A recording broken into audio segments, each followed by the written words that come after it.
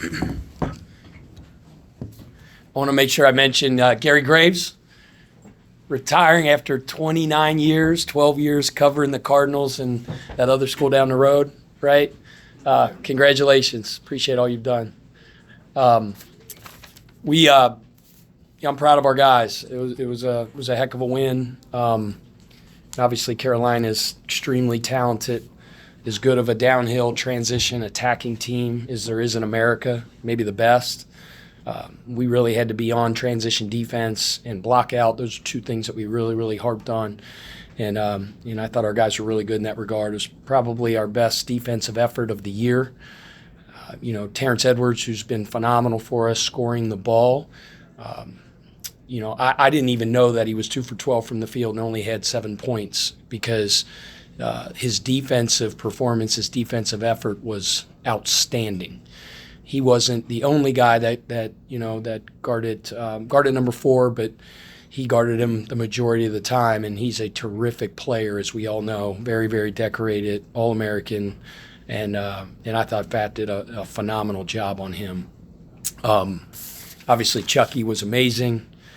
27, 7, and 2 is an elite performance. Thought James Scott was great toward the end of the game, closing the game with a block, a big rebound, and a dunk.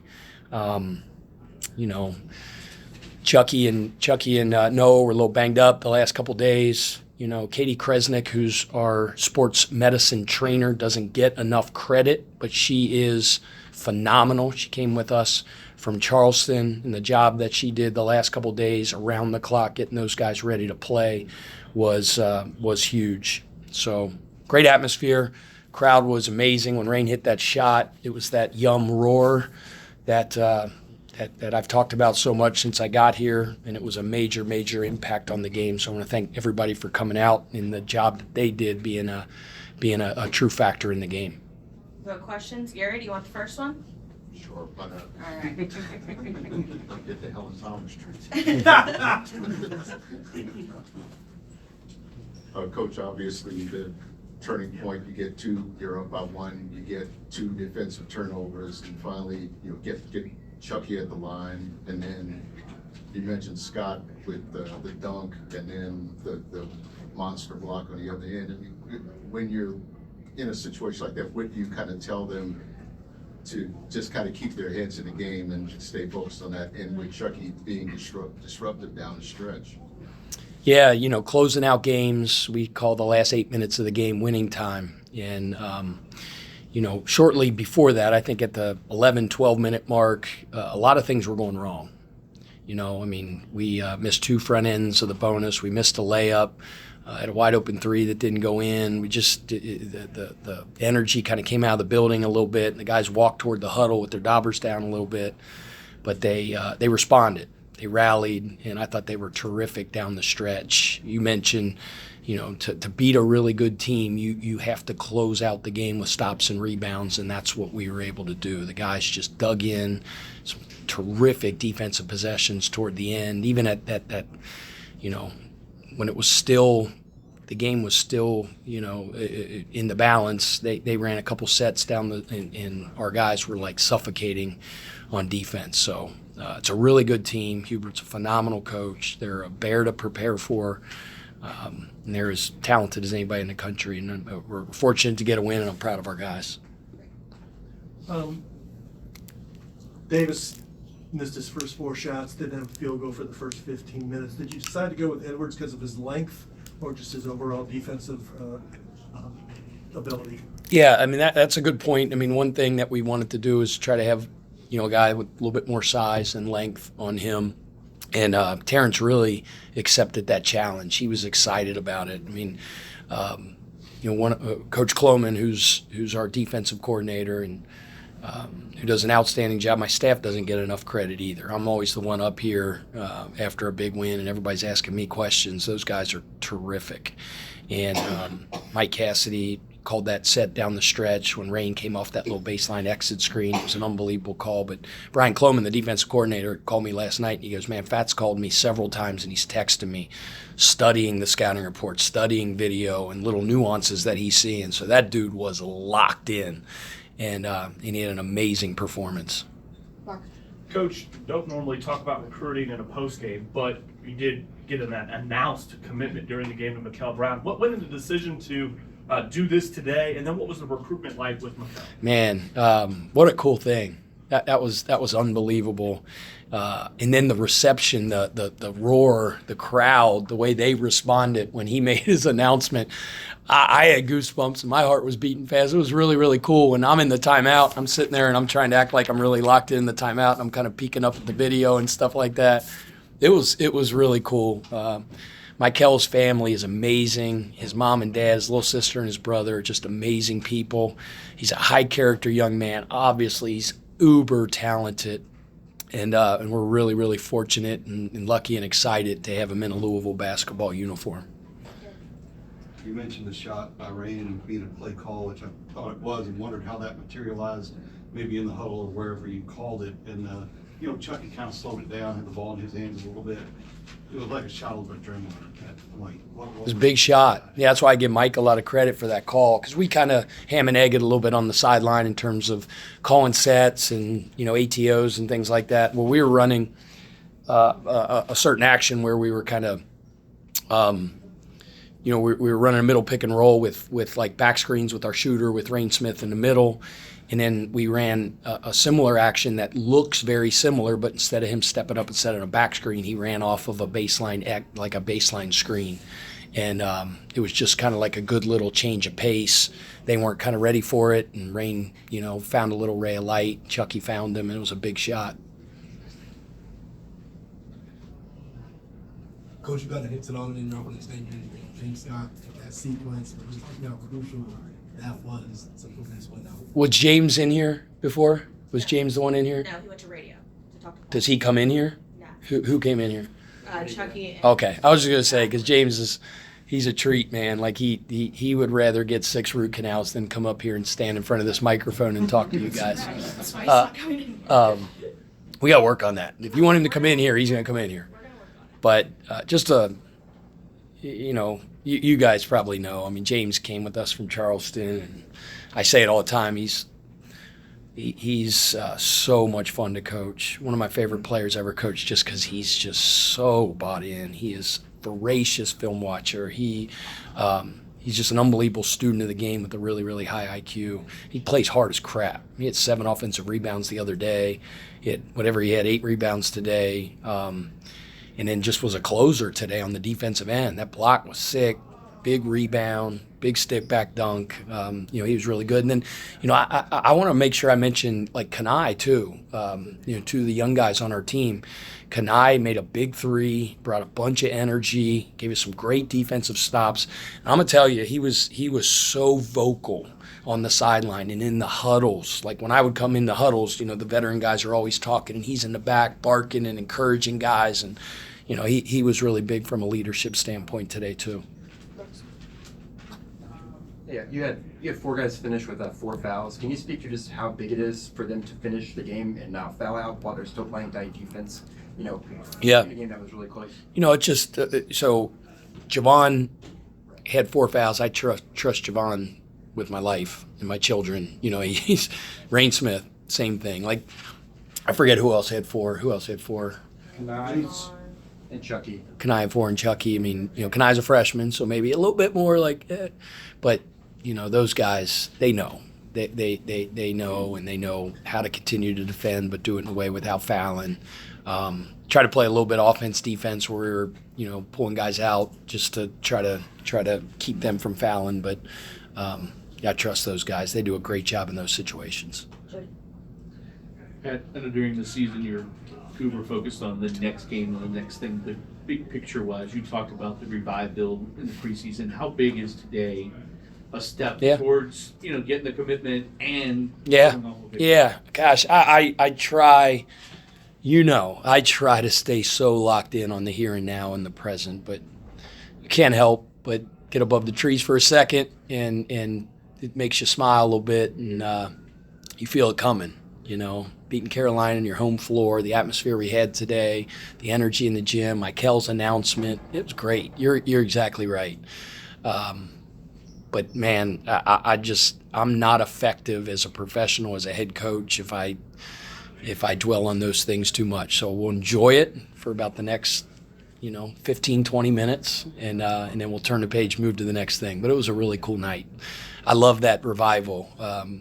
Every once in a while, I'm in the middle of the season. The other day, I didn't even know it was New Year's Eve. We got to the press conference, and somebody asked me, I forget who it was, "You gonna watch the ball drop tonight?" And I was like, "Oh crap, that's tonight."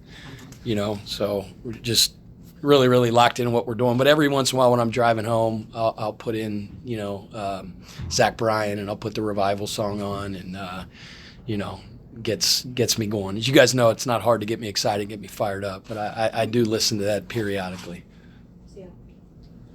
Pat, since you don't look ahead, I'm going to kind of try and parse this. If the tournament started tomorrow, Oof. how many check marks would you say this team has in terms of being what you feel like is a tournament team? We were really good tonight. We were really good. They're always unbelievable in preparation. There's never a day where these guys aren't locked in, ever. And, we didn't play well the other night, and that was a credit to EKU. We had a long film session. We really locked in on the second half possessions. We just there was a collective buy-in, leaning forward to we got to change things defensively. There was too many mishaps, too many mistakes, and I really didn't have to do a lot of the talking. They saw it in the film session, and we just went to a whole other level. So where we are in the today and the now in this game, it was as good of a defensive performance as we've had all year long. I can't do it. I can't. I think we're a really, really good team. Let's just say that. Coach, if you could just kind of talk about, especially early, the interior passing, half-court execution was excellent. Mm-hmm. So even though it weren't necessarily knocking down a bunch of long shots, didn't slow down your offense. Can you just talk about the passing and the game plan? Yeah, I thought our guards did a really good job attacking off pick and rolls early on, kind of getting into the guts of the defense, keeping their poise, probing, allowed James to get loose a couple times on rolls for dunks. When they helped on the roll, we made the right read, kicked it out, got really good open looks. Our guys just played really sound. The other day we had 7 assists, 12 turnovers, I think, against EKU. Didn't play clean. I thought we played really clean tonight. Gary. The three-point shooting wasn't anything to brag about, but I guess you come off of missing 6 in a row, make 2 of the final 3. How do you talk to a guy like Rain or Chucky or whatever to just say, keep shooting and keep them encouraged? 100%. If we're generating what we call big advantage shots, right, in range, in rhythm, I sleep like a baby. I stand over there and I'm not going to get angst and, man, why didn't it go? Nope. We're hunting great all the time. That's what we say. Hunt great, hunt great. Great shots are getting to the free throw line, clean shots at the rim and generating rhythm threes. So if we're hunting great and we're generating great, sometimes it goes in, sometimes it doesn't. But, we just pour confidence into those guys, knock it down. Coach, going back to the revival and where we were 1 year ago, it's no secret where this program came from. 8 wins a year ago. You already have your 9th. You look forward to a full year here now. Kind of talk about where that value is for you to be at this point already and to see the reaction of the fans and the way that they've kind of welcomed you here. And is this emotional for you that you've been able to get to this point on New Year's Day already and kind of get that impact? Just like the question about looking forward to the NCAA, we don't look back in the past either. This edition of the Louisville Cardinals is a fun team to watch, and I think you talk to the fan base, and I think they would say that. We're so proud to represent this city. I call Louisville home now. This is where our roots are planted, and it's a special place. And Louisville athletics is very, very important. Obviously, give a big shout out to football for their huge win. Coach Brom came out, and I couldn't help it. I just ran out and gave him a big hug during the timeout when they came out and got honored. But, we're trying to do our part. Louisville basketball obviously is a storied program, and we got the job 9 months ago. Our charge was to climb and build and put this program back, at the top of college basketball. And we said the way we're going to do it is to be great in the present moment, to stay locked in on the process, and that's what we continue to do. And I love the trajectory of our team and where the program's going. Obviously, like Jody said, a couple great things happened tonight. Beat Carolina here. Mikel makes his announcement. That's sounds like the revival to me. Let's keep it going. Jody. Speaking of his announcement, how difficult, he talked about wanting to do it tonight and wanted to do it here in front of the fans. He's going to play here. How difficult for you was it not to scream to everybody that you had him a month and a half, 2 months ago when you did? And I'm a pretty good secret keeper. Like, my wife gets so mad. Like, I'm not, like, why don't you tell me that stuff? Like, I don't know. I wanted him to do it. Yes, it's been hard. I know he had committed and all that stuff, but until it's out there, I couldn't wait. I couldn't wait. So it was a big moment. It's a big moment for him and for the family and for our athletic department, for our university, and for our basketball program. And your staff and the recruitment. Yeah, I told you before. We get the win. Everybody wants to talk to me. Hours and hours and hours and hours, blood, sweat, and tears goes into recruiting. It is, what do they say? It's like breathing. You do it every day, you die. Or it's like shaving. You do it every day, you look like a bum. I guess I got to watch what I say because I don't shave every day. But our staff just works their butt off. They're diligent. They're organized. They're ridiculous with their network and building relationships, selling our program. So, huge shout out to our staff for that huge accomplishment of getting Mikel in a Louisville uniform. Yeah. After one of the games in the Bahamas, you mentioned wanting to make this team a point guard. When you bring in a kid, like Mikel, can you just speak to just how crucial it is to kind of have like a foundational piece in that class, unlike he is at point guard, the kind of things he brings. Yeah, I like the sound of that, point guard you. Chucky's set a pretty good tone. There's been some great ones. There's one on my staff, and we could go all the way down the list, and I don't want to start mentioning because I'll miss some people. But this year's PG, he's pretty good. He was amazing tonight. And, I've been blessed to coach some of the best point guards in the world. Ish Smith, love him like a son. Jeff Teague, Chris Paul. You could keep going at Chandler Vaudrin, who's like a son to me still. Little Keon Johnson. Gosh, now I'm going to miss somebody, and I'm going to be really, really mad. But I've coached some great, great, great ones. And, and I think Mikel is special. He's a special talent, and he's a championship point guard just like Chucky Hepburn is. So I think that was probably a big part of Mikel's decision. You'd have to ask him that, but I'm a point guard. I missed 1,000 points by 867, but I think our system. I think our system is a fun system to play in, and Chucky has absolutely thrived, and I'm sure Mike Kelsey sees that same thing. Last one. Yeah. Pat, obviously there's, as Gary noted, a lot of talk about the three-pointers, but in looking at the stats, you out-rebound them 43-37. You get 10 offensive rebounds that lead to an 11-2 second choice or second chance advantage.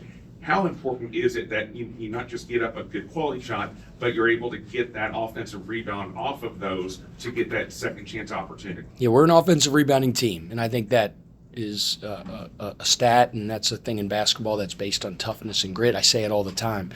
But, you have to be careful against Carolina because, man, you go to the glass and you don't get it. You got guys behind the ball, and, man, it is a absolute downhill avalanche in transition. So, it's what we do. We're not going to change what we do. But we had to give relentless effort going to the glass to get those second shots because those are killers, man. Those are demoralizing for a team when they guard, get us to miss, and then we get one back. But then we had to get back and guard and transition. But very good rebounding team. We are, and so is Carolina. But on both ends of the floor, that's been a strength of ours this year. All right, thank you. Thank you. Thank y'all. Happy New Year. You as well.